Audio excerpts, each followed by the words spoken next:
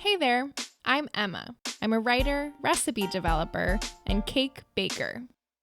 A big little recipe has big flavor and a little ingredient list.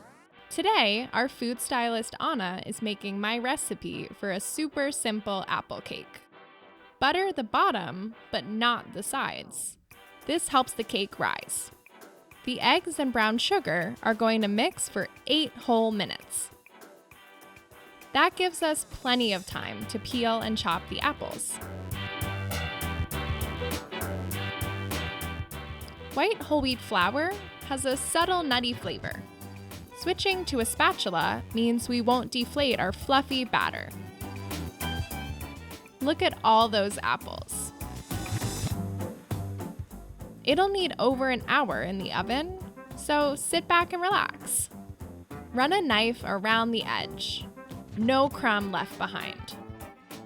This cake is great on its own, but why not add powdered sugar? Okay, whipped cream too. And that's apple cake in 4 ingredients. Let's eat.